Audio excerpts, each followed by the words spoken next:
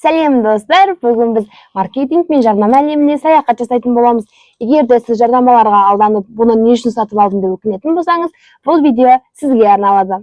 Шын мәнінде жарнамалар біздің өміріміздің бір бөлшегі, бірақ кейде олар бізді алдап кетуі де мүмкін. Ал маркетинг әлемі қандай әдістерді қолданады, дәл осы туралы сөз қозғайтын боламыз. Бүгінгі видеода тек қана теория ғана емес, нақты мысалдар мен оқиғалар арқылы жарнаманың шынайы әсерін қарастыратын боламыз. Қызық па? Ондай болса, видеоны соңына дейін көріңіздер.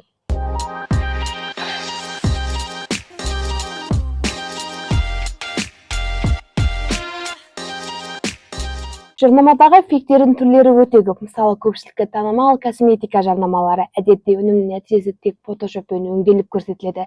Яғни дәл сол өнімнің әсерін біз экранда көргенде емес, тек маркетингтік құрал ретінде қабылдаймыз. Жарнама негізінде бізге әртүрлі манипуляциялар қолданылады, бірнеше уәделер беріледі. Көбіне бізге ең жақсы нәтиже, ешқандай зияны жоқ деп сендіруге тырысады. Бірақ шын мәнінде бәрі алдамшы болатыны өте жиі кездеседі.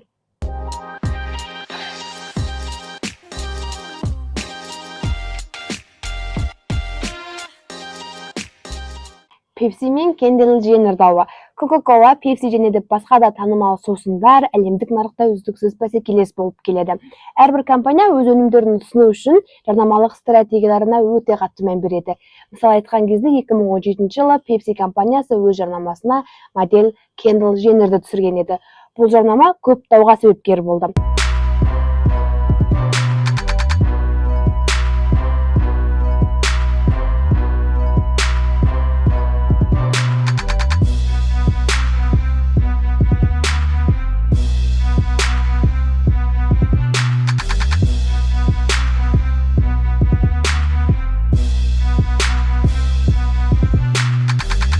Бір жарнама бүкіл әлемдік дауға айналған еді, өйткені онда полициялар мен протестшілер арасында шиеленіс бейнеленген еді.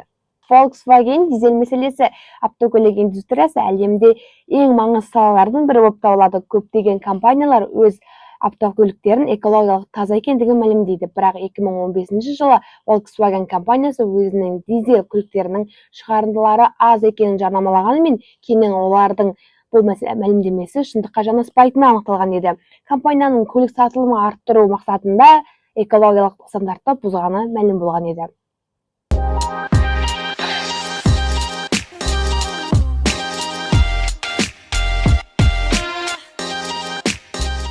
Fire жәрмеңкесі. Жаңа жәрмеңкелер мен шаралар әрдайым халықтың назарын аударады, бірақ олардың бәрі бірдей сәтті бола бермейді. 2017 жылы Fire жәрмеңкесі әлемдік деңгейде танымал болуы тиіс еді. Өйткені ол экзотикалық аралда өтетін және танымал тұлғалар қатысатын бірегей жәрмеңке деп жарияланған. Бірақ бұл шараның шынайы күйі тым басқа болып, көптеген адамдар алданған еді.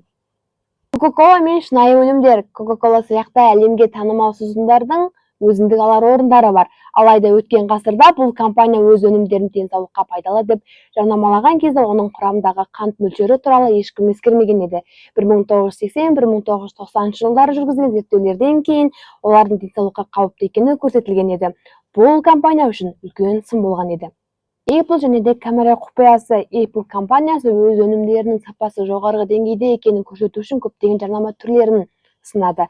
2017 жылы iPhone смартфонның камерасын жақсартқанын жарнамалап, көптеген адамдарды өздеріне тартқан еді. Бірақ кейбір тұстарда фокус пен алгоритмдер көрсетілгенмен, шын мәнінде техникалық параметрлер толық ашылмаған еді. Маркетологтар бізді ойлау қабілетімізден артық пайдалануға тырысады. Fear of missing out құбылысы бұның ең басты мысалы. Біз не нәрсені ала алмасақ, сол нәрсеге деген қызығушылығымыз арта түседі. Жарнама тек эмоционалды әсер ету арқылы шешім қабылдауымызды жылдамдатады. Сонымен достар, бұл жарнамадағы фейктер мен маркетингтік манипуляциялар туралы ойымыз болды. Келесі жолы жарнамаға деген ойларыңыз өзгереді деп ойлаймын. Өзіміздің саналы тұтынушы болуымыз өте маңызды. Осы видеоны аса лайк басып каналға жазылыңыздар. Келесі кездескенше достар.